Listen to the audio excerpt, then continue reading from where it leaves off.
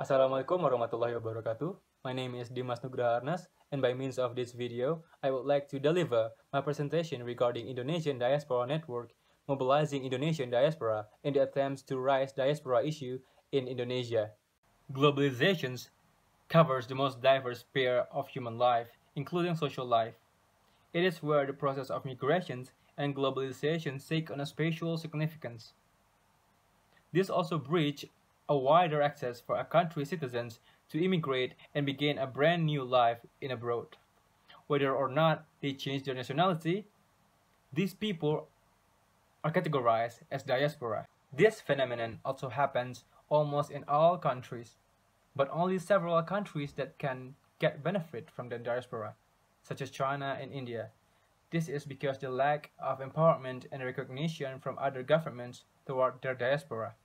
This also applies to Indonesia, which historically there was no diaspora-related policy addressed by the Indonesian government that empower Indonesian diaspora, and this has led Indonesian diaspora to be left abandoned by the government. And the situation appeared to change, reflected on the speech delivered by the President Joko Widodo. In his speech titled Visi Indonesia, for the first time, President Jokowi mentioned diaspora as the potential for Indonesia's human capital as well as to foster Indonesia development. This has drawn a new concern of the government decision making. But at the same time, IDN, an organization that is aimed at empowering Indonesian diaspora, is also in their massive movement to mobilize and also to raise the diaspora discourse in Indonesia. And therefore, researcher finds it interesting to find the connections between the government and IDN, given the fact that since the emergence of IDN, several diaspora-related policies have been addressed, such as Diaspora Card and Diaspora Dex. In this research, the statement of problem highlights the fascinating fact regarding the transition of diaspora discourse in Indonesia that was abandoned for a long period of time to be one of the government concerns, especially regarding the human capital matters. It is also interesting to highlight and consider this Jokowi speech as both the result and the beginning of the diaspora empowerment effort in Indonesia. In analyzing this topic, writer adopts social movement concept that is introduced by Martin Sogefeld. In this conceptual framework, there are 4 indicators that will help examining this topic. The first is the formation of diaspora as a response to specific events and development. This applies to the variables that influence the establishment of organizations as a response towards the variables. And it is also to show that this establishment is not an instant process. The second is agent of diasporic imagination. This is about the actors who produces and disseminates the transnational community discourse. And the third is mobilizing practice. Given the diasporic movement is not simply natural, but rather the people have to mobilize the discourse, hence the events, strategies, and practices are essential to be highlighted here. And the fourth is social and political dynamics of mobilizations. This refers to the internal dynamics of the organizations in mobilizing the discourse. Chapter 2 highlights the emergence and development of Indonesian Diaspora Network. The first indicators is the origin of Indonesian diaspora. The phenomenon of diaspora has been existing since the 15th century.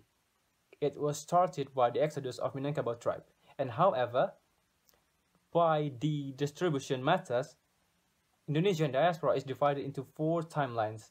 The first is the pre-colonial, where the Nusantara's emperors ancient went to abroad and tried to conquer the other emperors. And the second is colonial, where the colonials such as the Dutch or the Spanish or Portuguese tried to send Indonesians to abroad and work as their labor force. And the third is the post-independence and the new order. In this period of time, migration was used to decrease the number of unemployment in Indonesia. And the last is the current state, which are nowadays. And nowadays, mostly Indonesian diaspora are from the expatriates and also the mixed race family, as well as the refugees and so on and so forth. And the second indicator is the emergence of an umbrella organizations. Dinopati Jalal, initiated the first Congress of Indonesian Diaspora.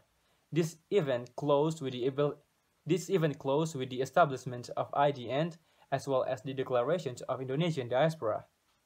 This remarks the cornerstones of diaspora mobilizations. And the third indicator is IDN building on a momentum. After the establishment, IDN gained such positive response from the government through the series of CIDs. This is their opportunities to enlarge the movement as well as to strengthen the relations with the government. Chapter 3 highlights the dynamics of Indonesia's diaspora-related policy. The first indicator is about the diaspora discourse in Indonesia before IDN. There was only one major policy regarding overseas Indonesia before IDN. It exists in the form of the Act No. 16, 2006, regarding the nationality of mixed married children in Indonesia. And however, this has not fulfilled the satisfactions of Indonesian diaspora, for they believe that there was no any kind of massive diaspora empowerment whatsoever in Indonesia's policy back then. And the second indicator is that about government response to the IDN occurrence. Afterwards, the mobilization process carried out by IDN, the government seems to be more supportive to Indonesian diaspora, and several statements have been released by Retno Marsudi and also Jokowi regarding their support to Indonesian Diaspora Network, as well as policies that have been released such as Diaspora Dex and also Diaspora Card. And the third is dual citizenship law as the item of current debate. Despite the release of Diaspora Card, IDN still demands the implementation of dual citizenship law, but the government remains hesitating in addressing such policy given Indonesia does not recognize dual citizenship law in the first place. This discussion continues to be the item of a debate between Indonesia and the government.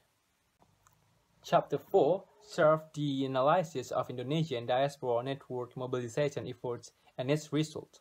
In examining this topic, researcher utilizes 2 out of 4 indicators from social movement that is coined by Sokefeld.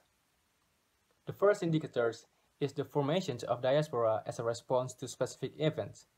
The establishment of IDN as diasporic formation is not an instant outcome. It rather is a response towards the findings of Dinopati Jalal of the unconnected dots of Indonesian diaspora, especially in the United States. It is also influenced by the rapid movement of diaspora worldwide, especially from the Indian and also Chinese diaspora. And the third reason is because the lack of recognition from Indonesian government to their Indonesian diaspora. And these are the variables that have led Indonesian diaspora to hold CID and eventually establish IDN. In this topic is mobilizing practice. The main means used by IDN in their mobilizing process is the CID. Through the CID, IDN frequently design the theme in accordance with the government's current concerns, especially after the Jokowi speech regarding human capital. IDN held the 5th Congress of Indonesian Diaspora with the theme that is empowering Indonesian human capital. IDN also successfully casted cooperation with the government in the form of Diaspora Connect. This reflects the progressive movement of IDN in approaching the government, and it also indicates that Indonesian government accepts the existence of IDN as well as are willing to empower Indonesian diaspora. In essence, to conclude the research, researchers find that the attempt conducted by IDN appeared to be effective in mobilizing Indonesian diaspora and increasing diaspora discourse. Their success is also reflected in the change of government's perspective upon diaspora. They also gradually increased their concerns toward Indonesian diaspora, proven by the empowerment project and policies such as Diaspora Dex, Diaspora Card, and Diaspora Connect.